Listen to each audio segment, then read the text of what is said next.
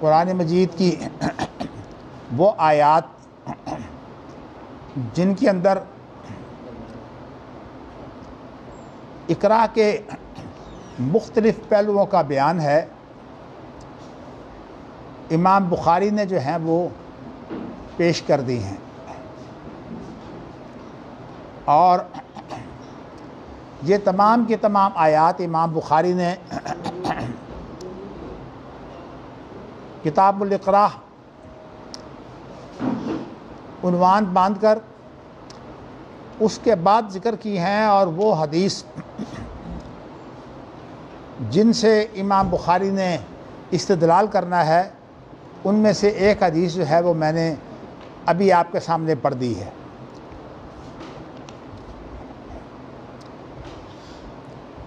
یہاں قرآن مجید کی آیات کے اندر بڑی بات اہم یہ ہے کہ امام بخاری رحمۃ اللہ علیہ کی جو کتاب ہے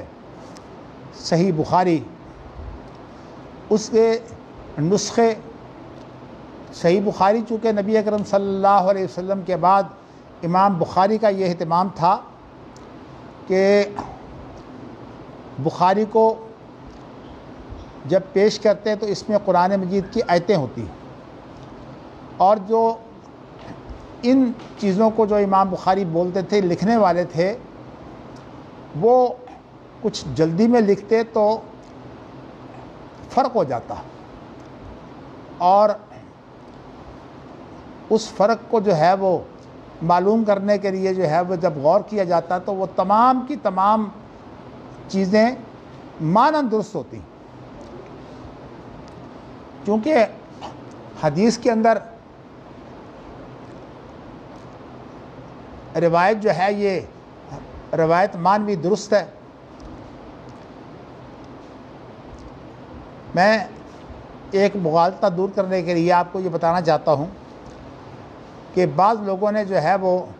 حدیث کے لیے یہ شرط لگائی ہے کہ اس میں روایت بالمعنی نہیں ہونا چاہیے، بلکہ وہاں بھی قرآن مجید کی طرح زبر زیر کا پورا دھیان رکھنا چاہیے۔ یہ شرط اصل میں انہوں نے اس لیے لگائی ہے تاکہ حدیث کا ایک بڑا حصہ جو معنوی ہے وہ چھوڑا جا سکے۔ اصل میں نیت جب خراب ہو تو پھر یہی کام ہوا کرتے ہیں۔ قرآن مجید کے اندر آپ دیکھیے کہ اللہ تعالیٰ نے موسیٰ علیہ السلام کا قصہ کتنی جگہ بیان کیا ہے،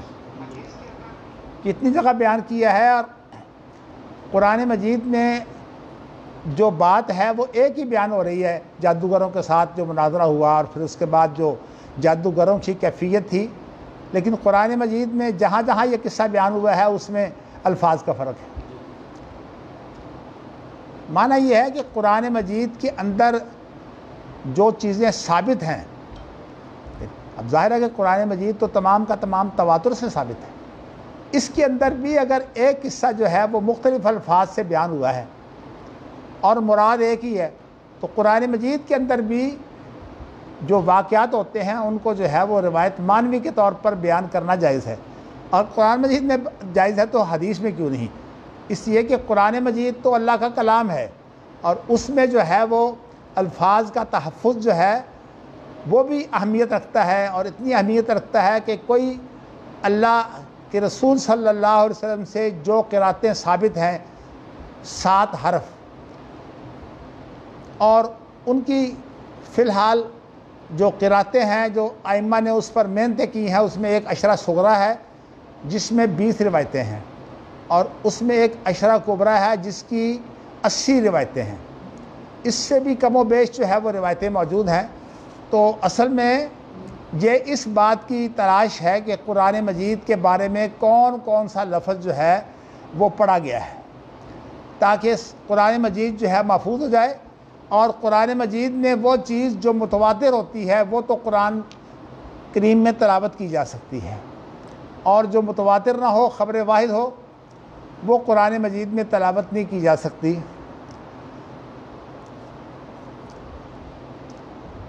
کچھ عرصہ پہلے اوپن یونیورسٹی، علامہ اقبال اوپن یونیورسٹی، اس نے جو ہے وہ قرآن مجید کی مختلف قراتوں پر جو ہے وہ ایک سیمینار کروایا تھا، اور اس کے اندر ڈاکٹر حافظ حمزہ مدنی نے جو ہے وہ مختلف قراتوں میں جو ہے وہ قراءات پڑھی تھیں۔ اس وقت جو صدارت کر رہے تھے اس سیمینار کی وہ اس یونیورسٹی کے وائس چانسلر تھے، اور اس کے اندر جو ہے وہ نظریاتی کونسل کے چیئرمین جن کا نام قبلہ ایاز ہے وہ بھی موجود تھے۔ تو وائس چانسلر نے اپنی تقریر میں بھی یہ بیان کیا کہ میں پہلے بڑا ڈرا کرتا تھا کہ یہ قرآن مجید کے اندر بھی کچھ تبدیلیاں ہیں، مجھے تو آج اندازہ ہوا ہے کہ یہ بالکل ایسے ہے جیسے کہ ہماری اپنی زبانیں ہیں۔ تو انہوں نے کہا کہ ہر 30 میل کے فاصلے پر جو ہے وہ ہماری زبان بدل جاتی ہے۔ تو اب آپ دیکھیے کہ قرآن مجید نبی اکرم صلی اللہ علیہ وسلم نے جو ہے وہ اس کی تلاوت مختلف قراتوں کی صورت میں کیوں کی ہے، اور حضرت عثمان رضی اللہ تعالیٰ عنہ کے جو رسم الخط ہے اس کی کیا اہمیت ہے۔ اس کی اہمیت یہ ہے کہ اس نے قرآن مجید کی تمام قراتوں کا ایسا انداز اختیار کیا ہے کہ اس کے اوپر نہ نقطے ہیں اور نہ اس میں زبر زیر ہے۔ تو آپ جو ہے وہ اس وقت مختلف قراتوں کے لیے فائدہ اٹھا سکتے ہیں۔ اس لیے یہ تمام کی تمام قراتیں جو ہیں وہ حضرت عثمان رضی اللہ تعالیٰ عنہ نے جو ہے وہ مختلف ملکوں کی طرف بھیج دی تھی۔ لیکن ایک کام اور بھی ہوا تھا، وہ یہ کام ہوا تھا کہ قرآن مجید کے وہ نسخے جن کے اندر کچھ الفاظ کی کمی بیشی نظر آتی ہے، انہوں نے اس کے 5 نسخے تیار کروائے۔ کم و بیش بھی ذکر آیا ہے لیکن میں نے فی الحال آپ کو 5 نسخے بتایا ہے۔ یہ 5 نسخے تیار کر کے انہوں نے مختلف علاقوں کی طرف بھیج دیے تاکہ قرآن مجید کے وہ نسخے بھی محفوظ رہیں جن کے اندر کوئی حرف یا اس طرح کی تبدیلی ہے یا کسی لفظ کی تبدیلی ہے۔ تو اس طرح سے اب قرآن مجید جو ہے وہ بالکل محفوظ ہو چکا ہے۔ اللہ کا شکر ہے کہ اللہ تعالیٰ نے ہمیں کلیت القرآن میں یہ کام کرنے کی توفیق دی ہے۔ ہماری عشرہ صغریٰ تو الحمدللہ ایک شخص نے ذمہ لے لیا ہے کہ وہ اس کو چھپوائے گا، اور بہت اعلیٰ صورت میں 70 لاکھ نسخے اس کے پہلی قسط میں چھاپے جائیں گے، اور وہ انشاءاللہ پوری دنیا میں پھر تقسیم ہوں گے۔ تو اب حمزہ صاحب اپنی ٹیم کے ساتھ جو ہے وہ جو عشرہ کبریٰ ہے اس کی تیاری کر رہے ہیں۔ اللہ تعالیٰ ہمت دے، اللہ توفیق دے۔ میں نے اسی یہ بات کہی ہے کہ قرآن مجید کی حفاظت کی جو اللہ نے ذمہ داری دی ہے اس میں لفظ ذکر کیوں آیا ہے؟ لفظ ذکر اس لیے آیا ہے کہ ذکر سے مراد معنی ہوتا ہے۔ ذکر کا معنی یاد، اس سے مراد معنی ہوتا ہے تاکہ قرآن مجید کے اندر وہ چیزیں بیان کر دی جائیں جو قرآن مجید کے علاوہ وحی میں موجود ہیں۔ جیسے اب نبی اکرم صلی اللہ علیہ وسلم کا ذکر قرآن مجید میں ایک جگہ پر آیا ہے کہ اِنَّا عَلَيْنَا جَمْعَهُ وَقُرْآنَهُ، اللہ فرماتے ہیں کہ یہ ہماری ذمہ داری ہے کہ ہم قرآن مجید کو جمع بھی کریں اور قرآن مجید کو ہم تم سے پڑھوائیں بھی، اور اسی طرح دیگر مسلمان نبی اکرم صلی اللہ علیہ وسلم سے قرآن سیکھ کر اس طرح پڑھیں۔ فَإِذَا قَرَأْنَاهُ فَاتَّبِعْ قُرْآنَهُ، جب ہم پڑھیں مراد جبرائیل ہے، کیونکہ جبرائیل جو ہے قرآن مجید لے کر وہ آیا ہے، نزل بہ الروح الامین علی قلبک۔ قرآن مجید کا نزول جو ہے نبی اکرم صلی اللہ علیہ وسلم کے سینے پر ہوا ہے، اور ایک آیت جو مختلف لوگوں نے آیت نہیں بلکہ جبرائیل کے اور نبی اکرم صلی اللہ علیہ وسلم کے مکالمے کا ایک حصہ ہے، اس سے ہر شخص نے اپنے طور پر اس کا معنی کر کے اسے بیان کرنے کی صورت بنائی ہے تاکہ اس کا فن جو ہے وہ اہمیت اختیار کر دے۔ جیسے کہ نبی اکرم صلی اللہ علیہ وسلم کو جب پہلی دفعہ 6 آیتیں اتریں، اقرأ بسم ربک الذی خلق خلق الانسان من علق، اقرا وربک الاکرم الذی علم بالقلم علم الانسان ما لم یعلم، یہ 6 آیتیں جب اتری ہیں تو جبرائیل نے ان کو نبی اکرم صلی اللہ علیہ وسلم کے دل پر اتارنے کی کوشش کی۔ نبی اکرم صلی اللہ علیہ وسلم لکھنا پڑھنا تو نہیں جانتے تھے، لیکن وہ 6 آیتیں جو ہیں وہ کہیں لکھی ہوئی دی تھی۔ ایسا نہیں تھا کہ انہوں نے کوئی لکھی ہوئی دکھائی ہوئی عبارت اور نبی اکرم صلی اللہ علیہ وسلم کہیں کہ جی میں تو پڑھا ہوا نہیں ہوں، میں نہ لکھ سکتا ہوں نہ پڑھ سکتا ہوں۔ تو اس کا معنی یہ ہے ہی نہیں معنی قاری کا کہ جو ہے وہ نبی اکرم صلی اللہ علیہ وسلم نے کوئی لکھی ہوئی چیز جو ہے وہ پڑھنی تھی۔ بعض علماء اور ماہرین فن یہ بھی کوشش کرتے ہیں کہ نبی اکرم صلی اللہ علیہ وسلم کے بارے میں یہ فرض کر لیں کہ آپ کو جو ہے وہ پہلے لکھنا پڑھنا نہیں آتا تھا، پھر بعد میں اللہ نے سکھا دیا تھا۔ حالانکہ یہ بات اس لیے غلط ہے کہ نبی اکرم صلی اللہ علیہ وسلم کی جو صلح حدیبیہ ہے، یہ صلح حدیبیہ جو ہے یہ 5 ہجری کے آخر میں ہوئی ہے، اور نبی اکرم صلی اللہ علیہ وسلم جو ہیں وہ تقریباً 10 سال جو ہیں وہ مدینہ منورہ میں ٹھہرے ہیں۔ تو صلح حدیبیہ کے اندر ایک عبارت لکھی جا رہی تھی آپس میں صلح کی صورت میں۔ حضرت علی رضی اللہ تعالیٰ عنہ لکھ رہے تھے، اور اس وقت جو قریش کا نمائندہ تھا عروہ بن مسعود وہ بھی لکھ رہا تھا، اور ادھر جو ہے وہ بھی جو ہے وہ سنا رہا تھا، اور ادھر جو ہے وہ نبی اکرم صلی اللہ علیہ وسلم بھی جو ہے وہ عبارت سن رہے تھے۔ تو حضرت علی لکھنے والے تھے، تو نبی اکرم صلی اللہ علیہ وسلم نے فرمایا حضرت علی کو کہ اے علی، یہ لفظ نبی جو ہے اس کو مٹا دو، اس لیے کہ اس پر ہمارا ابھی اتفاق نہیں ہے۔ انہوں نے کہا اگر ہم نبی مان لیں تو پھر تو ہم مسلمان ہو گئے، اس لیے ہم نہیں لکھنے دیں گے۔ نبی اکرم صلی اللہ علیہ وسلم نے اس میں صلح کے اندر جو ہے یہ لفظ مٹانا چاہا، لیکن نبی اکرم یہ کوئلہ سے لکھا جا رہا تھا، تو نبی اکرم صلی اللہ علیہ وسلم نے حضرت علی سے کہا کہ اس کو مٹا دو۔ انہوں نے کہا جی مجھ سے تو نہیں مٹتا۔ یہ اصل میں انکار نہیں تھا، بلکہ یہ ایک غیرت تھی۔ نبی اکرم صلی اللہ علیہ وسلم کو ایک مشورہ تھا کہ آپ اس بات کو نہ مانیے، لیکن چونکہ اصل میں نبی اکرم صلی اللہ علیہ وسلم سب کے امیر تھے اور آپ نے فیصلہ کرنا تھا، تو اس لیے آپ نے یہ فیصلہ کیا کہ اس لفظ کو مٹایا جائے، اس پر جو ہے وہ جھگڑا نہ ڈالا جائے۔ تو حضرت علی سے کہا اچھا مجھے بتاؤ کہاں ہے۔ تو حضرت علی رضی اللہ تعالیٰ عنہ نے جب بتایا تو نبی اکرم صلی اللہ علیہ وسلم نے کوئلے کے لکھے ہوئے کو اپنی انگلی سے مٹا دیا۔ ممکن ہے ساتھ تھوک بھی لگا دی ہو، لیکن ذکر نہیں ہے، جو مجھے یاد نہیں ہے۔ تو کہنے کا مقصد یہ ہے کہ قرآن مجید جو ہے وہ نبی اکرم صلی اللہ علیہ وسلم کے بارے میں جو ہے وہ آخر تک یہی بات بیان کرتا ہے، وَمَا كُنْتَ تَتْلُو مِنْ قَبْلِهِ مِنْ كِتَابٍ وَلَا تَخُطُّهُ بِيَمِينِكَ إِذًا لَارْتَابَ الْمُبْطِلُونَ، اس سے پہلے آپ لکھا ہوا بھی نہیں پڑھتے تھے۔ مَا كُنْتَ تَتْلُو، آپ نہیں تلاوت کرتے تھے، من کتابٍ کوئی لکھی ہوئی چیز، وَلَا تَخُطُّهُ بِيَمِينِكَ اور نہ آپ خود لکھتے تھے، اپنے دائیں ہاتھ سے آپ لکھتے نہیں تھے۔ اِذًا لَارْتَابَ الْمُبْطِلُونَ، اگر یہ بات ہوتی تو پھر شک کرنے والے شک کرتے کہ آپ کہیں اور سے جو ہے پڑھ کے لکھ کے لے آئے۔ اور یہ اللہ کے رسول کا معجزہ اس لیے تھا کہ اتنی اعلیٰ عبارت جو ہے وہ نبی اکرم صلی اللہ علیہ وسلم جو ہے وہ اللہ کی طرف سے لے کر آئے ہیں۔ اب میں آپ کو یہ بتانا چاہتا ہوں کہ حدیث کا جو مقام ہے وہ قرآن مجید کے بیان کا ہے، جیسے کہ اس آیت کے اندر آپ نے دیکھ لیا، اِنَّ عَلَيْنَا جَمْعَهُ وَقُرْآنَهُ فَإِذَا قَرَأْنَاهُ فَاتَّبِعْ قُرْآنَهُ ثُمَّ إِنَّ عَلَيْنَا بَيَانَهُ، پھر ہماری ذمہ داری ہے کہ اس کی ہم وضاحت کریں۔ اور یہاں بیان سے مراد جو ہے وہ نبی اکرم صلی اللہ علیہ وسلم کی وہ ساری زندگی ہے جس میں آپ جو ہے وہ قرآن مجید کے مطابق زندگی گزارتے رہے، اور اس میں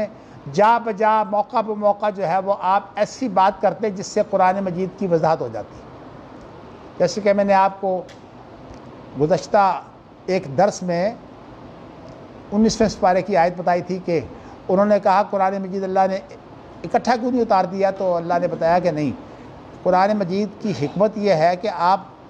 تھوڑا تھوڑا کر کے پڑھیں، ہم نے بھی اس طرح قرآن مجید کو الگ الگ کر کے اتارا ہے۔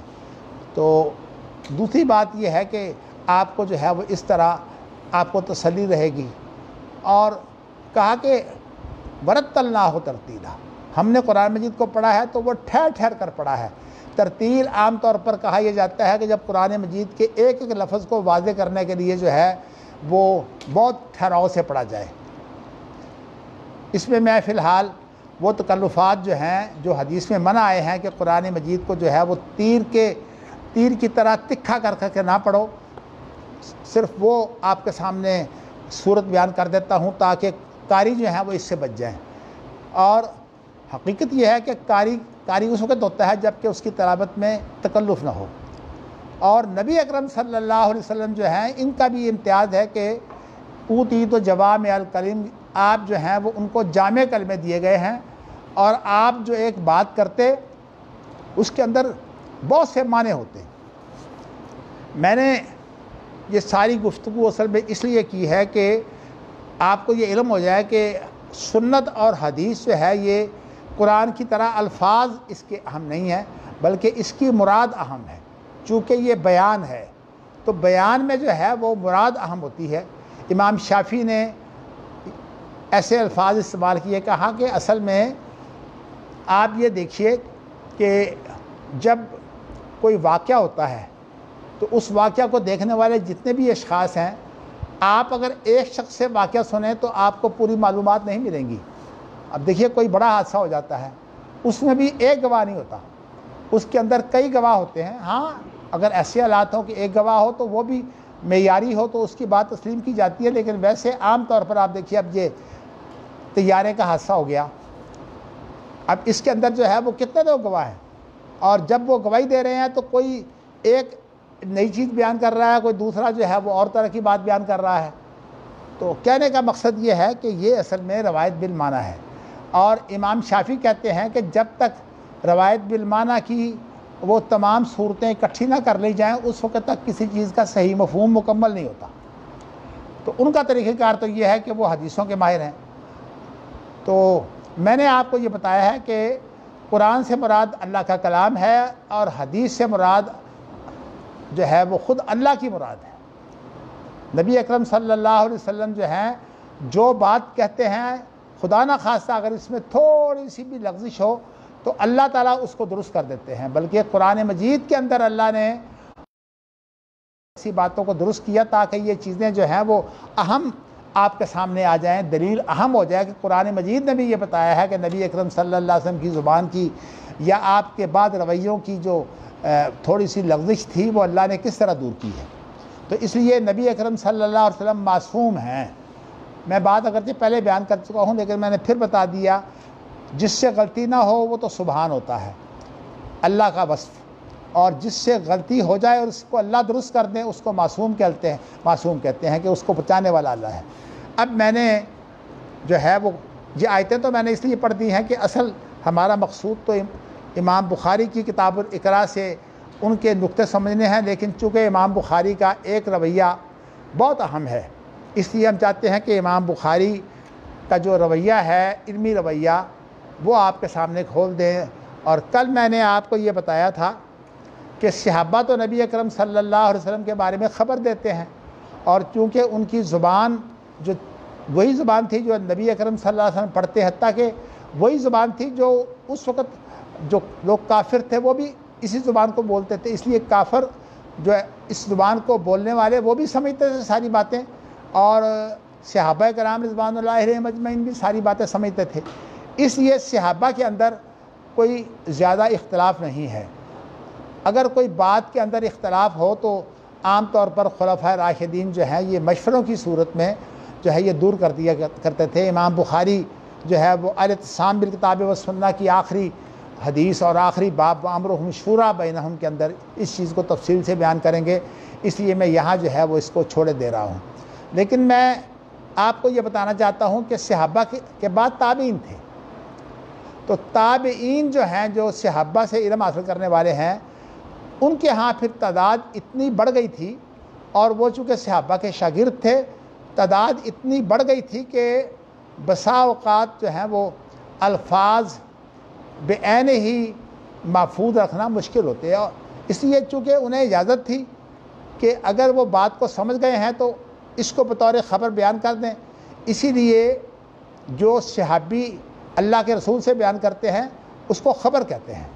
اور اسی کے لیے خبر متواتر اور خبر احاد یا اخبار الاحاد جو ہے یہ الفاظ استعمال کیے گئے ہیں کہ یہ اصل میں عام طور پر جو صحابہ بیان کرتے ہیں وہ اصل میں صحابہ کی خبر ہوتی ہے۔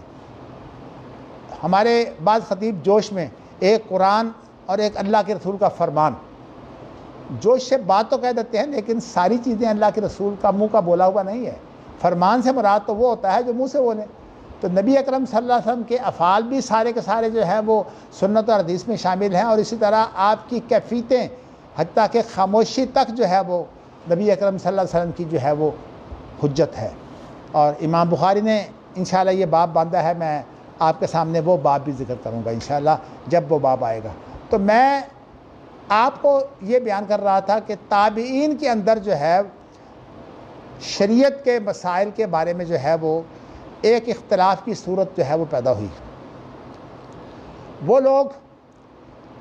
جن کا صحابہ کے ساتھ بڑا تعلق تھا، اور وہ لوگ جو ہے وہ صحابہ کی بات سمجھ کر جو ہے وہ اس کو بیان کرتے، اور جب کوئی مسئلہ پیدا ہوتا تو ان کی یہ محنت ہوتی کہ وہ نبی اکرم صلی اللہ علیہ وسلم کی وہ خبر جو صحابہ نے بیان کی ہے ان کو اس کا پتہ لگ جائے، اور اس ایک خبر کو لینے کے لیے، ایک ایک بات کو لینے کے لیے جو ہے وہ لوگ ایک ایک مہینے کا پیدل سفر کرتے تھے، اتنی بڑی محنت تھی۔ تو یہ لوگ جو ہیں یہ اہل الاثر بھی کہلائے اور اہل الحدیث بھی کہلائے۔ اثر سے مراد چونکہ نبی اکرم صلی اللہ علیہ وسلم کی باتیں، اور اثر سے مراد بھی نبی اکرم صلی اللہ علیہ وسلم کی حدیث ہے، اس بنا پر جو ہے وہ ان کا نام اہل الاثر بھی ہے اور اہل الحدیث بھی ہے۔ اگرچہ بعض محدثین نے جو ہے وہ فرق کرنے کے لیے جو خبر ہے وہ تو نام رکھ دیا یا حدیث نام رکھ دیا صحابہ کی خبر کا، اور آثار نام رکھ دیا جو خبریں تابعین سے نکلتی ہیں ہوتی ہیں یا تبع تابعین سے ہوتی ہیں، تو ان کا نام انہوں نے آثار رکھ دیا۔ بہر صورت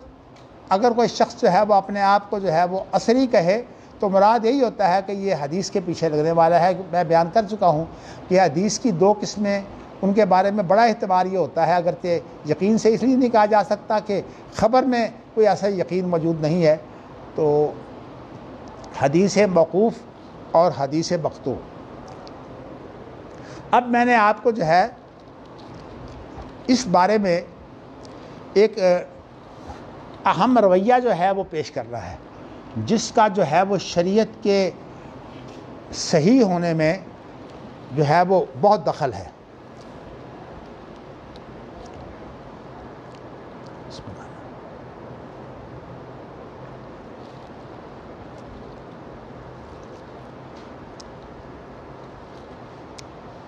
جزاکم اللہ۔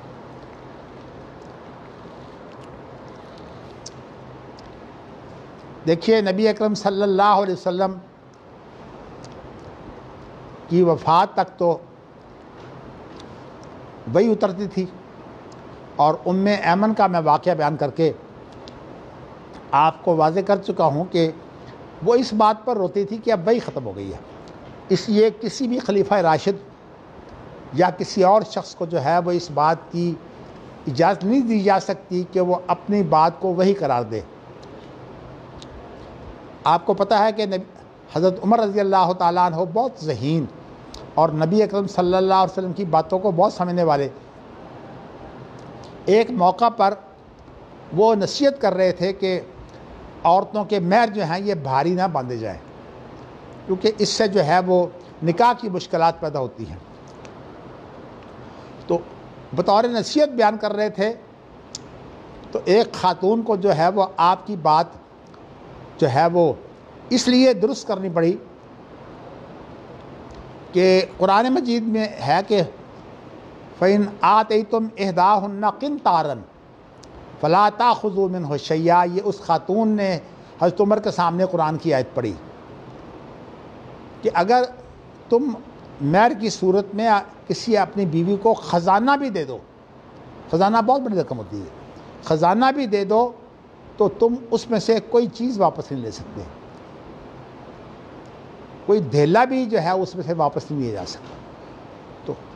یہ درم دینار کی بات ہو یا کوئی اور چیز تحفے کے طور پر ہو، یہ جو ہے وہ لینا منع ہے خامند کے لیے۔ تو میں نے آپ کو جو ہے اب یہ بتانا ہے کہ نبی اکرم صلی اللہ علیہ وسلم کی زندگی تک تو وہی تھی، اس کے بعد پھر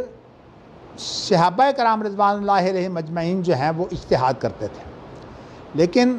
یہ اجتہاد نبی اکرم صلی اللہ علیہ وسلم نے اپنی زندگی میں بھی کیا ہے، اور اس لیے کیا ہے تاکہ صحابہ کو اجتہاد کرنے کا طریقہ معلوم ہو جائے، چونکہ آپ ان کو وہ طریقے بھی سکھاتے تھے جو نبی اکرم صلی اللہ علیہ وسلم کے طریقے ہیں،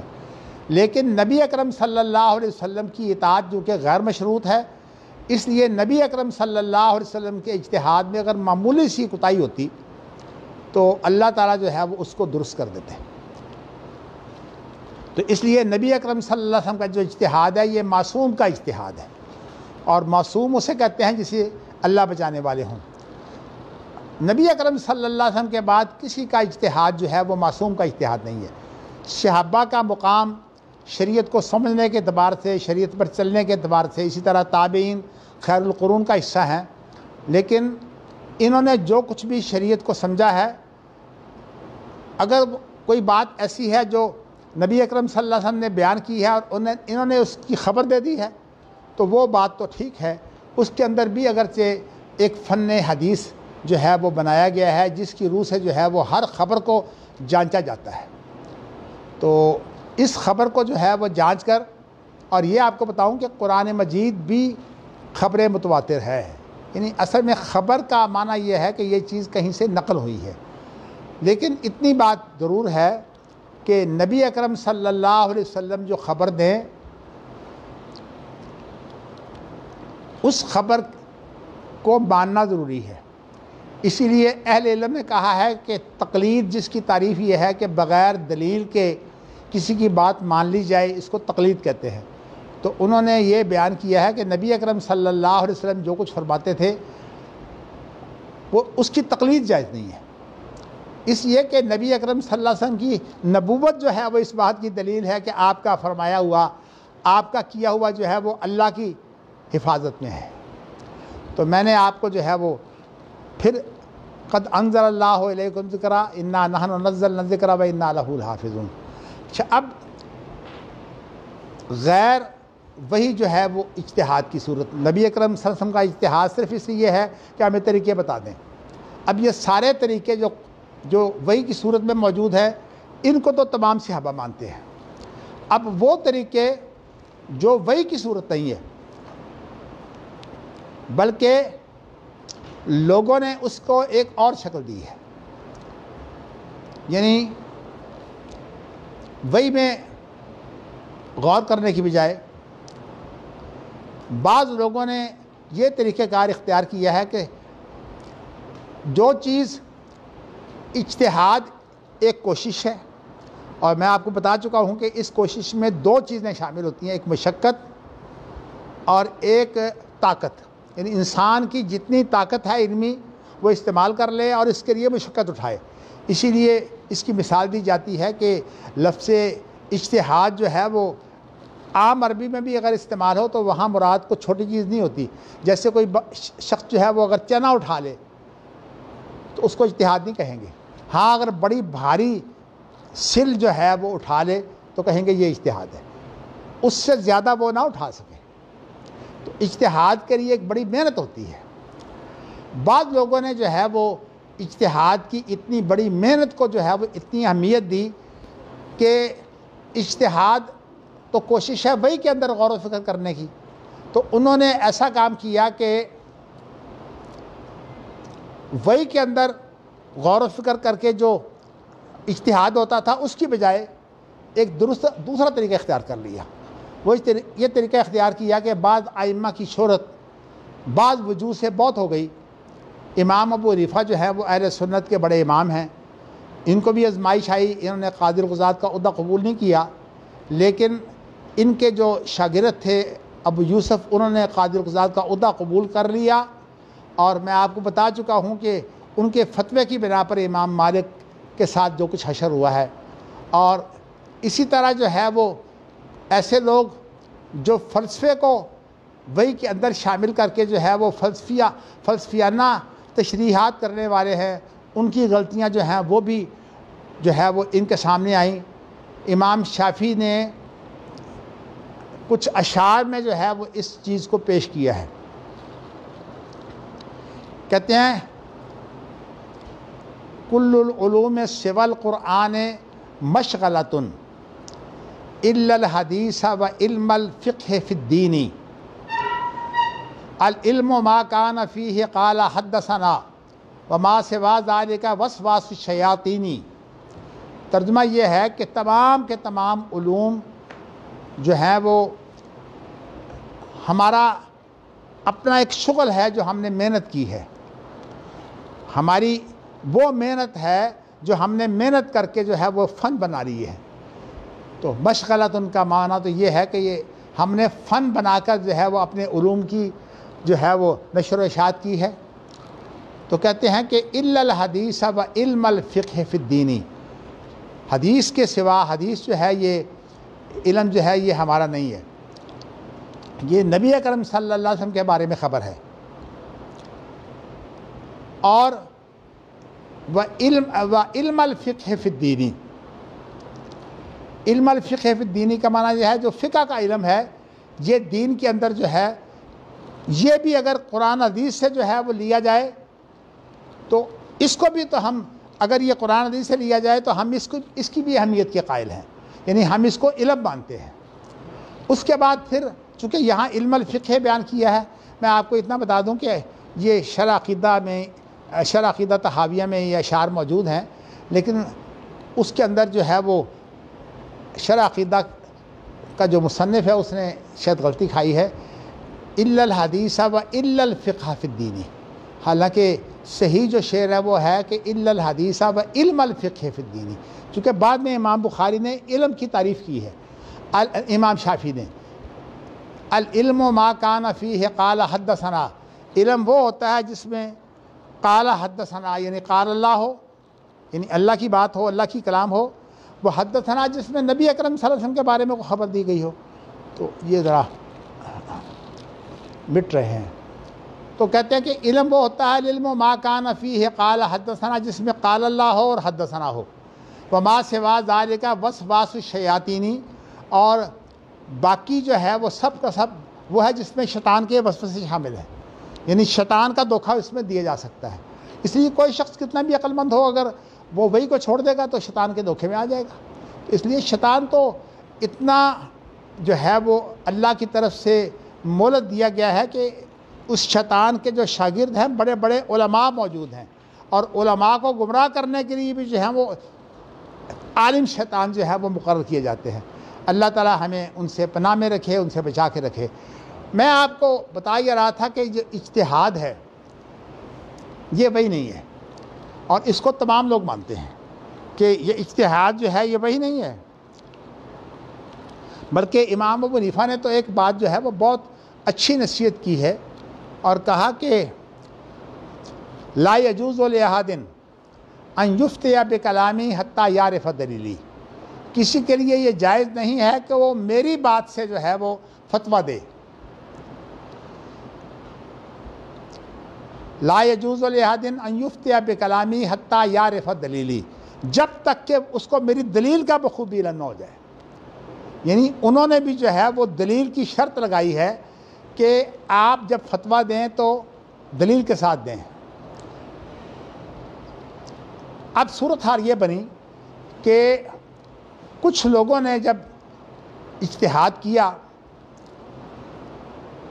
خواہ وہ بڑے علم والے ہوں، جب انہوں نے اجتہاد کیا تو اجتہاد کا جو اس سے پہلے جو لوگ تھے ان کے اجتہاد کا نتیجہ یا ان کے اجتہاد کا ثمرہ کہتے ہیں پھل کو، اجتہاد تو کسی اور نے کیا اور اس کا ثمرہ وہ رائے ہے، وہ رائے ہے جو انہوں نے اجتہاد کر کے بنائی ہے۔ اہل الاثر کے نزدیک اجتہاد صرف اتنا ہے کہ وہ وحی کی اپلیکیشن ہے، یعنی وحی کا اطلاق ہے۔ جب واقعہ کوئی نیا آتا ہے تو وہ وحی کا اطلاق کرتے ہیں، اور ان کے اندر جب وہ کوئی بات کرتے ہیں تو کوئی واقعہ پیش آ چکا ہوتا ہے، اس پیش آمدہ واقعہ کے بعد وہ جو ہے وہ اس واقعہ موجود ہوتا ہے تو اس وقت وہ اجتہاد کر کے جو ہے وہ اطلاق کر دیتے ہیں۔ لیکن کچھ لوگوں نے اس طریقہ کار کو اختیار کرنے کے بجائے جو پہلے لوگوں کی آراء ہے، یعنی اجتہاد کا جو نتیجہ اور ثمرہ ہے، اس کو جو ہے وہ اہمیت دی ہے۔ حالانکہ نبی اکرم صلی اللہ علیہ وسلم نے اپنے فرمان کے اندر کہا ہے ترکت فیکم امرین لن تضلوا ما تمسکتم بہما، کتاب اللہ و سنتی، دو چیزیں میں تمہارے اندر چھوڑ کے جا رہا ہوں، جب تک جو ہے وہ ان چیزوں کو تم مضبوطی سے پکڑے رکھو گے تم گمراہ نہیں ہوگے، اور یہ قیامت تک جو ہے وہ ہمارے لیے یہ دو چیزیں حجت ہیں، اور وہ دونوں وہی ہیں۔ تو اجتہاد جب وہی نہیں ہے تو بعض لوگوں نے جو ہے وہ رائے کو بھی اہمیت دی، اور کون سی رائے کو میں اس کی شرطیں بعد میں بتاتا ہوں، لیکن پہلے آپ کو میں یہ بتا دوں کہ محدثین کا طریقہ کار یہ ہے کہ وہ رائے کو اہمیت نہیں دیتے، وہ صرف اتنا کرتے ہیں کہ قرآن و حدیث میں سے تلاش کر کے اس میں پھر غور و فکر کرتے ہیں، اور غور و فکر کی صورت میں جو ہے وہ اجتہاد کر لیتے ہیں، اور اجتہاد جو ہے ان کے نزدیک صرف ایک پیش آمدہ مسئلے میں اطلاق ہے، اور اس کا تعلق جو ہے وہ جو مسئلہ پیش نہیں آیا اس کے بارے میں نہیں ہے، یعنی وہ ایسی بات نہیں بتاتے جو مسئلہ پیش نہیں آیا، جو مسئلہ پیش آتا ہے اور جن کو پیش آتا ہے وہ فتویٰ صرف ان کے لیے ہوتا ہے، وہ فتویٰ جو ہے وہ تمام لوگوں کے لیے نہیں ہوتا۔ ہاں فتوے میں تو کچھ تھوڑی سی گنجائش بعض لوگوں نے پیدا کی ہے کہ آراء بھی جمع کر لی جائیں تو کیا حرج ہے، لیکن ایک اور چیز جو ہے یہ بڑی اہم ہے کہ خاص طور پر جو قضاء ہے، فیصلہ جو ہے وہ فریقین کے علاوہ کسی پر لاگو نہیں ہوتا۔ تو فیصلے میں اور فتوے میں یہ فرق پھر انہوں نے کیا ہے کہ فتویٰ وہ ہوتا ہے، فتویٰ جو ہے وہ ہوتا ہے جس میں جو ہے وہ کسی کے اوپر لازماً لاگو نہ کیا جائے، یعنی اس کے لیے اس کو ماننا لازمی نہیں ہوتا۔ اسی طرح جو آپ دیکھیے کہ فتاوی عالمگیری ہے، سینکڑوں علماء نے اس پر محنت کر کے اس فتاوی کو تیار کیا ہے، اور اورنگزیب نے کروایا تھا، لیکن یہ ہے کہ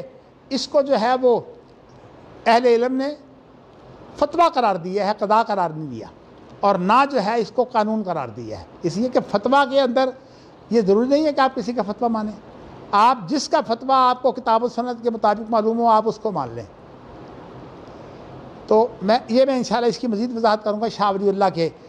بیان کے اندر، لیکن میں اب آپ کو یہاں یہ بتانا چاہتا ہوں کہ ایک رائے کیا ہوتی ہے، اجتہاد کا نتیجہ اور ثمرہ، لیکن یہ عام رائے جو ہے اس کی مذمت نہیں ہے، یہ ان آراء کی مذمت ہے جن کے اندر یہ چیزیں پائی جائیں۔ اب یہ چیزیں جو ہیں وہ آپ جو ہے وہ اپنے سینے میں بھی نوٹ کریں، اور ویسے انشاءاللہ یہاں ریکارڈ موجود ہے اس کو بھی لے لیں۔ اس کے لیے پہلی شرط یہ ہے کہ اجتہاد کی حیثیت صرف ضرورت کی ہے، اس کے اندر شدید ضرورت کے بغیر اجتہاد کرنا جائز ہی نہیں ہے۔ امام شافعی اجتہاد کی اہمیت کے قائل ہیں، اور انہوں نے یہ کہا ہے کہ کتاب و سنت کے علاوہ صرف اجتہاد ہے، اور وہ اجتہاد جو ہے اس کی واحد صورت قیاس ہے، کیونکہ امام شافعی کے نزدیک تمام اجتہادات جو وحی کے علاوہ ہیں ان کو قیاس کہا گیا ہے۔ ان کی اپنی بارست ایک اصطلاح ہے جو انہوں نے جو ہے وہ اختیار کی ہے، تو میں آپ کو یہ بتانا چاہتا ہوں، اور امام بخاری نے بھی امام شافعی سے بہت کچھ لیا ہے۔ میں ذرا امام شافعی کی بات بیان کرنے کے بعد آپ کو کہنا چاہتا ہوں، اسی طرح امام شافعی کے علاوہ بڑے بڑے علماء نے جو ہے وہ رائے کو ناپسند کیا ہے، حتیٰ کہ امام مالک اس معاملے میں بڑے حساس تھے، آپ کو علم ہے کہ میں بتا چکا ہوں کہ منصور نے کہا ہم آپ کی ایسی کتاب تیار کر دیں جو صرف حدیثوں پر مشتمل ہو. انہوں نے کہا تھا کہ میں نہیں سمجھتا کہ ساری حدیثیں جو ہیں وہ میں جمع کر سکتا ہوں.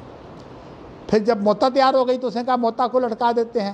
وہ ہارون رشید نے کہا تھا، اس کے پوتے نے، تو ہارون رشید کی بات بھی امام مالک نے نہیں مانی. تو بہر صورت کہنے کا مقصد یہ ہے کہ امام مالک جو ہیں وہ اہمیت دیتے تھے اجتہاد کو، اور اگر اجتہاد کے اوپر اجماع ہو جائے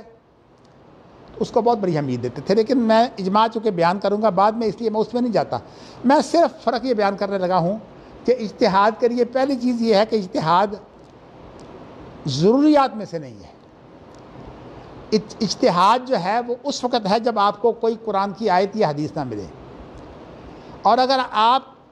اتنے ماہر ہیں کہ قرآن مجید کی آیت سے جو ہے وہ آپ ایک حدیث کو مطابق کرنے کی صورت جو ہے وہ نکال سکتے ہیں، جیسے امام شافعی کا چیلنج ہے کہ کوئی حدیث مجھے پیش کرو، میں قرآن سے ثابت کروں گا کہ وہ قرآن مجید میں بھی اس کی طرف اشارہ موجود ہے، قرآن مجید میں وہ چیزیں موجود ہیں، تفصیل سے نہیں لیکن ان کا اجمالی مفہوم جو ہے موجود ہے.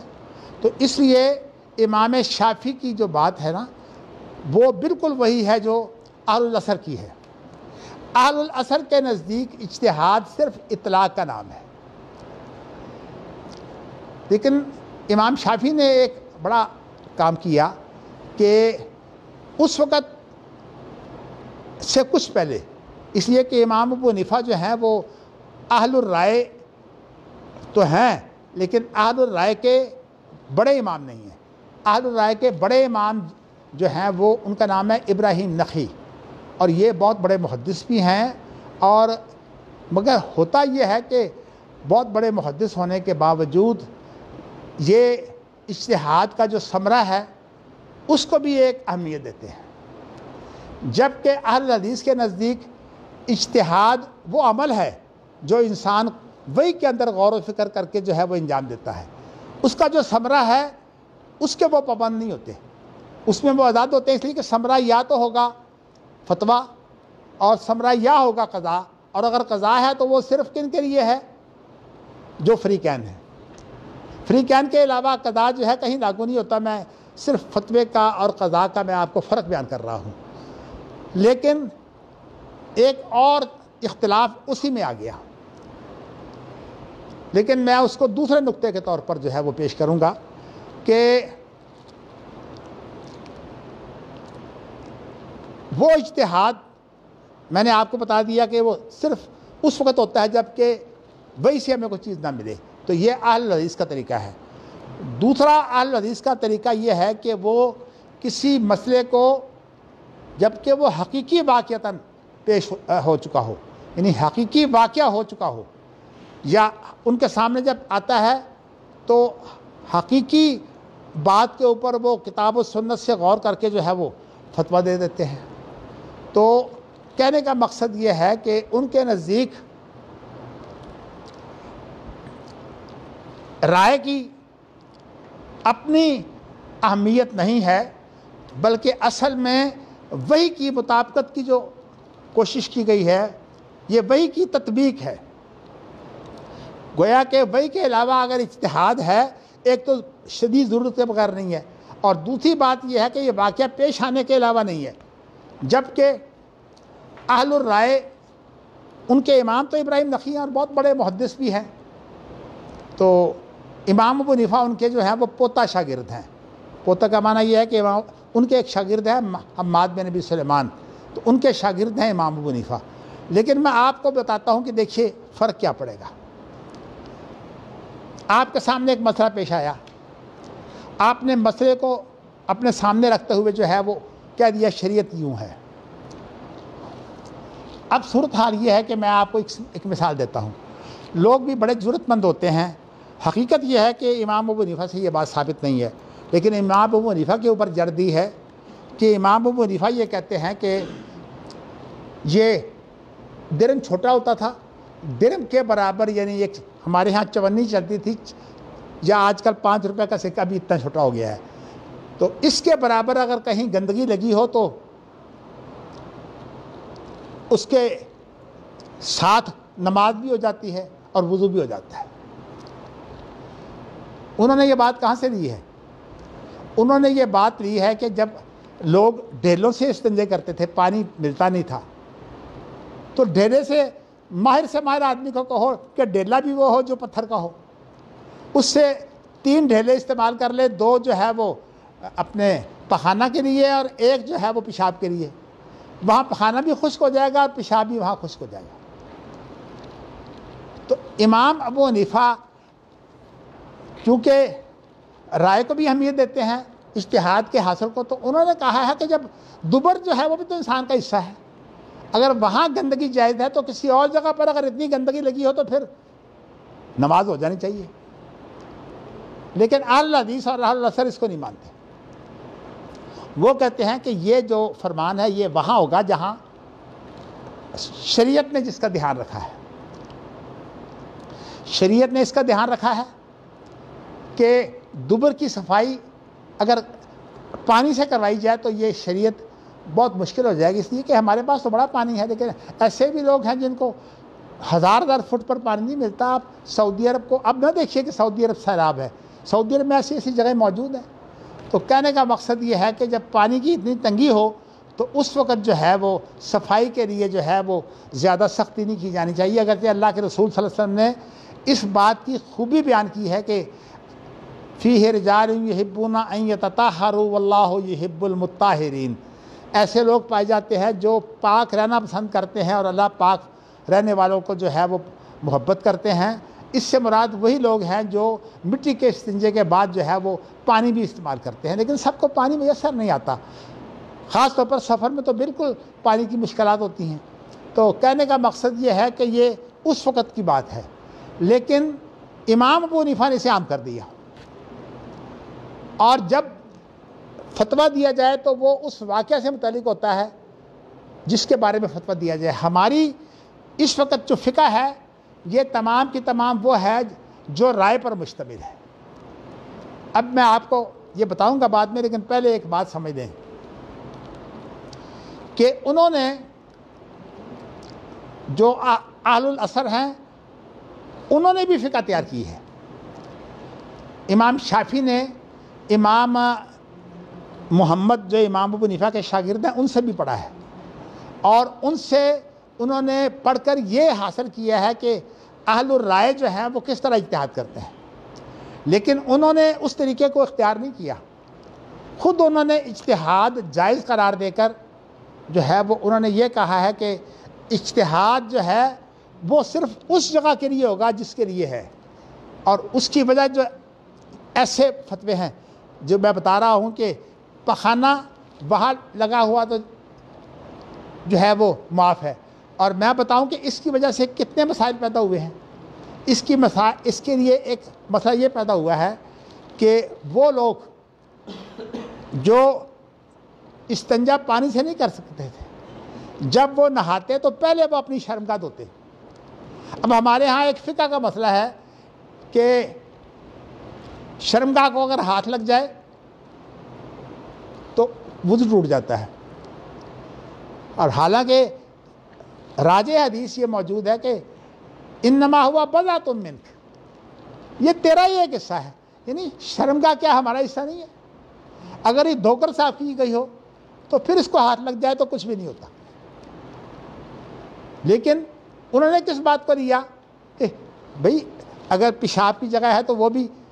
آپ نے پتھر سے خشک کی ہے، پیشاب تو وہاں لگا ہوا ہے، اور اگر پخانے کی جگہ ہے تو آپ نے 2 پتھر استعمال کیے ہیں، اور نبی اکرم صلی اللہ علیہ وسلم نے فرمایا ہے کہ اسراف نہ کرو۔ تو اس لیے اگر آپ سنت کے مطابق چلتے ہیں آپ کے لیے بڑی مشکل پیدا ہو جائے گی، لیکن اہل الرائے نے یہ کام کیا ہے کہ اس فتوے کو عام کر دیا۔ تو اس لیے میں نے بتایا ہے کہ ایک تو ضرورت کے بغیر، اب یہ ضرورت کے بغیر ہے، بھئی وہاں تو آپ نے استنجا کیا ہے، یہاں آپ کو کیا ضرورت پڑی ہے کہ آپ جو ہے وہ یہاں بھی کہہ رہے ہیں کہ اگر چمنی کے برابر جو ہے وہ پخانہ لگا ہو تو اس کو بھی صاف کر لو۔ بلکہ ایک اور بات ہے جو میں بیان کر رہا ہوں نا کہ واقعہ پیش آنے کے بغیر وہ اجتہاد نہیں کرتے تھے، اب کچھ لوگوں نے مفروضے پر اجتہاد کیے ہیں، وہ بھی اہل الرائے ہے۔ یعنی اہل الرائے کی جو رائے وہ ہے جو ناپسندیدہ ہے، وہ ہے جو مفروضوں پر اجتہاد کیا جائے۔ اب میں آپ کو بتاتا ہوں کہ یہ مفروضہ ہے کہ کوئی آدمی جو ہے وہ اگر تھوک سے جو ہے وہ پخانے کو چاٹ لے اور تھوک جو ہے وہ پھینک دے، منہ اس کا جو ہے وہ اس کے اندر تو لعاب ہے، تو لعاب سے بھی جو ہے وہ پاکی ہو سکتی ہے۔ یہ بھی اہل رائے کا فتویٰ ہے، اہل حدیث کا یہ فتویٰ نہیں ہے۔ وہ کہتے ہیں پاکی صرف پانی سے ہو سکتی ہے، وَأَنزَلْنَا مِنَ السَّمَاءِ مَاءً طَهُورًا، ہم نے پانی کو جو ہے وہ صرف طاہر اور مطہر بنایا ہے۔ تو اس لیے اہل الرائے کے اختلافات کی وجہ یہ ہے کہ انہوں نے مفروضوں پر بھی اجتہاد کیا، انہوں نے جو قاضی کا اجتہاد تھا اس کو جو ہے وہ انہوں نے عام کرنے کی کوشش کی، اسے جو ہے وہ عام قانون بنانے کی کوشش کی، اور اس کے لیے جو ہے وہ بڑا مشہور ایک مقولہ ہے جو اہل الرائے کا بھی ہے اور اس کے مقابلے میں اہل الحدیث کا بھی ہے۔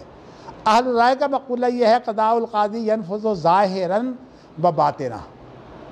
یعنی جب قاضی کو فیصلہ دیتا ہے تو وہ ظاہر میں بھی لاگو ہوتا ہے اور باطن میں بھی لاگو ہوتا ہے۔ یہ اہل الرائے کا مقولہ ہے۔ حالانکہ نبی اکرم صلی اللہ علیہ وسلم نے فرمایا ہے کہ اگر میرے پاس کو دو آدمی آ جائیں اور ایک آدمی جو ہے وہ اپنی زبان کے اعتبار سے تیز ترار ہو، وہ اپنے موقف کو میرے لیے جو ہے وہ اس طرح پیش کرے کہ میں اس سے متاثر ہو جاؤں، تو جو میں فیصلہ کروں گا اس فیصلے کے ساتھ جو ہے وہ چیز جو ہے وہ اگر کسی نے نہ حق دی ہے، زمین کا جھگڑا تھا تو ایک بالشت بھی اگر اس نے نہ حق لی ہے تو وہ قیامت کے دن وہ زمینیں 7 زمینیں اس کے گلے میں توق بنا کر ڈالی جائیں گی۔ تو اس کا معنی یہ ہے کہ نبی اکرم صلی اللہ علیہ وسلم نے فرمایا کہ قضاء صرف وہاں تک محدود ہوتا ہے جن کا جھگڑا ہے، کسی اور پر لاگو نہیں ہوتا، اور اگر اس مسئلے کو عام کر دو وہ تماشے بن جائیں گے، جیسے میں نے آپ کو یہ تماشا دکھایا ہے کہ اس کو جو چونکہ اب اہل الرائے کے نزدیک جو ہے، بعض اہل الرائے، سب نہیں، بعض اہل الرائے کے نزدیک جو ہے وہ تھوک سے بھی پاکی ہو سکتی ہے، تو وہ کہتے ہیں چاٹ کر جو ہے وہ تھوک پھینک دو، چلو بھی۔ اس کا معنی تو یہ ہے کہ حالانکہ اس کے اوپر پھر بہت مسئلوں کو آگے نکالا گیا ہے، تو رائے کے اوپر مزید مسئلے نکالنا یہ تیسری شکل ہے۔ اہل الاثر جو ہیں وہ رائے کے اوپر مسئلہ نہیں نکالتے ہیں، وہ جب بھی فتویٰ دیں گے تو وہی سے دیں گے، کیونکہ وہ محنت کرتے ہیں حدیثوں کے لیے، اور اس طرح محدثین کی ایک جماعت نے محنتیں کی ہیں۔ تو آپ کے سامنے یہ بات آ جائے گی کہ جو لوگ حدیث کے لیے محنت کرتے ہیں لیکن اصل میں بات جو ہے وہ مغالطے کا باعث کیوں ہوئی۔ ابراہیم نخعی بھی بہت بڑے محدث ہیں، لیکن چونکہ انہوں نے رائے کو اہمیت دے دی ہے، اس لیے اہل الرائے کے امام وہ ہیں، اور ان کا اختلاف تھا سعید بن مسیب کے ساتھ۔ سعید بن مسیب جو ہے وہ جب حدیث مل جاتی اور صحیح ہوتی تو پھر کسی بات کو نہیں لیتے تھے۔ تو اس لیے میں بتانا ہی چاہتا ہوں کہ سعید بن مسیب جو ہے وہ اہل الاثر کے امام ہیں، اور ابراہیم نخعی جو ہے وہ اہل الرائے کے امام ہیں۔ اور اہل الرائے کی رائے کب حرام ہے یا غلط ہے، وہ اس وقت ہے جب کہ ایک تو رائے کو عام کر دیا جائے، ان لوگوں کے بارے میں نہ ہو جن کا واقعہ ہے۔ اب آپ یہ بتائیے کہ فقہ کی کتابیں جتنی ہیں ان کے اندر وہ واقعہ تو پیش نہیں ہوتا جس واقعہ کے بارے میں وہ فتویٰ دیا گیا ہے، اسی لیے فقہ کی کتابیں جو ہیں وہ فتوے کا مرجع نہیں ہیں، اور فتویٰ کے لیے ضروری ہے کہ وہ کتاب و سنت دیکھی جائے۔ اسی لیے سعودی عرب میں چونکہ قرآن و سنت نافذ ہے تو وہاں کچھ مصریوں نے اور عراقی لوگوں نے، میں نے آپ کو مثال بھی دی تھی محمود صواف کی، تو انہوں نے یہ کوشش کی کہ کسی طرح جو ہے وہ یہ جو فتویٰ ہوتا ہے، جو رائے ہوتی ہے، اس کو بھی جو ہے وہ قانون بنایا جائے۔ تو انہوں نے کہا کہ ہم اہل علم مل کر جو ہے وہ ایک متفقہ فقہ بنا سکتے ہیں، لیکن چونکہ اللہ تعالیٰ اپنے بندوں کو بصیرت دے دیتے ہیں۔ عبدالعزیز بن عبد الرحمن الفیصل السعود جو والد ہے موجودہ بادشاہ کا، اس نے اس ملک کے اندر جو ہے وہ وحی کو نافذ کیا ہے اور کسی فقہ کو نافذ نہیں کیا، اور اس کے بیٹے ملک فہد نے، شاہ فہد نے 1 مارچ 1993 کو جو ہے وہ اس کو تحریری شکل دے دی ہے۔ اس کو اور بھی اس کے اندر بہت کچھ ہے، لیکن نظام الحکم کی تقریباً اس کے اندر جو ہے وہ 80 دفعات ہیں، اور عدلیہ کے بارے میں بھی وہاں جو ہے وہ 34 دفعات ہیں۔ تو کہنے کا مقصد یہ ہے کہ انہوں نے یہ چیزیں تمام کی تمام طے کر دی ہیں، اور اس کے اندر یہ کہہ دیا ہے کہ جج کے اوپر سوائے وہی کے کسی اور کا غلبہ ہی نہیں ہے۔ وہ یہ نہیں کہہ سکتا کہ میں نے وہی چھوڑ کر فلاں چیز کے ساتھ فتویٰ دیا ہے۔ تو اللہ کا شکر ہے کہ ان کے ہاں ابھی تک سوچ کی خیر موجود ہے، اور جو خرابیاں وہاں سنی جاتی ہیں اللہ کرے کہ وہ غلط ہوں، اور اگر صحیح ہیں تو اللہ تعالیٰ انہیں ہدایت دے۔ بہر صورت ہمارا کام تو صرف اتنا ہے۔ میں آپ کو یہ بتانا چاہتا ہوں کہ ایک بات تو یہ ہے کہ اجتہاد اس وقت کیا جائے جب ضرورت ہو۔ دوسری بات یہ ہے کہ اجتہاد جو ہے وہ کسی واقعہ ہونے والی چیز پر کیا جائے، مفروضے پر نہ کیا جائے۔ جیسے کہ میں نے بتایا آپ کو کہ مفروضے پر کتنی کوتاہی ہو گئی کہ امام ابو حنیفہ کا نام لے کر، اب دیکھیں نا جن کے اندر امام ابو حنیفہ کا احترام نہیں ہے وہ کیا کہیں گے کہ یہ امام ابو حنیفہ کی فقہ ہے، اس لیے کہ اب فقہ کی کتابوں میں یہ چیز موجود ہے۔ اور لوگوں نے پھر فقہ کا اتنا تماشا بنایا ہے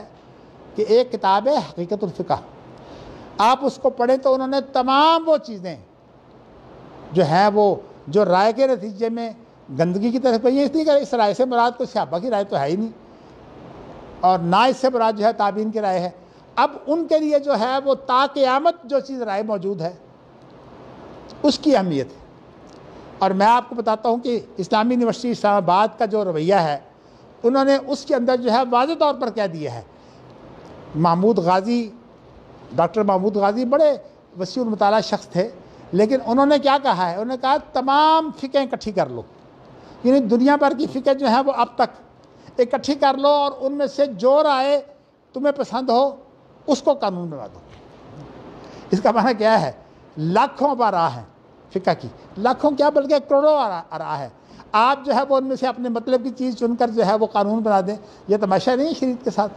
اسی لیے وہی ایک شخص جو ہے وہ دوسری یونیورسٹی میں ملازم تھا، اس نے کہہ دیا کہ بتاؤ اس کا اصول فقہ کیا ہے۔ بھئی یہ رائے چننے کے لیے اگر اصول فقہ بن جائے تو یہ سارے کا سارا کنڈم ہو جائے گا۔ لیکن میں آپ کو بتاتا ہوں کہ ایک کام جو ہے وہ اللہ مہربانی کرے، اللہ رحم کرے کہ وہ اہل الرائے سے ہو گیا۔ انہوں نے جب اپنا یہ سوچا کہ امام شافعی نے اصول فقہ پر کتاب لکھ دی ہے اور ان کی کتاب جو ہے وہ ہر ایک کا مرجع ہے، تو امام شافعی کا تو انتقال ہو گیا ہے 204 میں ان کا انتقال ہو گیا ہے۔ اور اچھا جی میں انشاءاللہ تعالیٰ اس کو ختم کرتا ہوں۔ ان کا 204 میں انتقال، میرے خیال میں یہ بات رہنے دیتے ہیں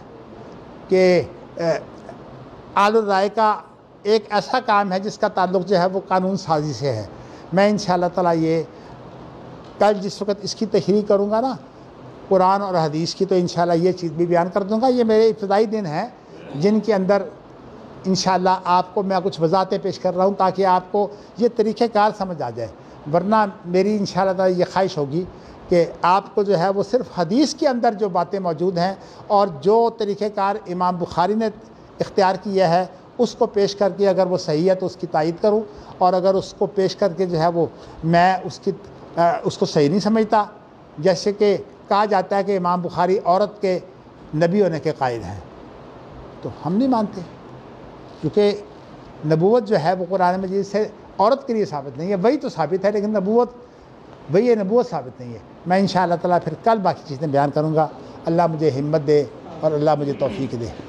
اگر کوئی پڑھنا چاہتا ہے تو میرا مقالہ جو ہے نا اس کا یہ صفحہ جو ہے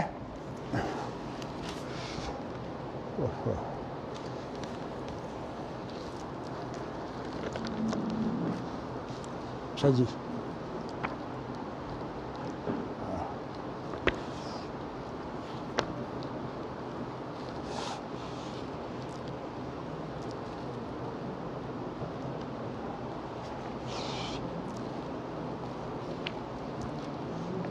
دیکھیے جی، میں آپ کو یہ بتائے دے رہا ہوں کہ اس کے اندر میرے مقالے کے اندر جو ہیں وہ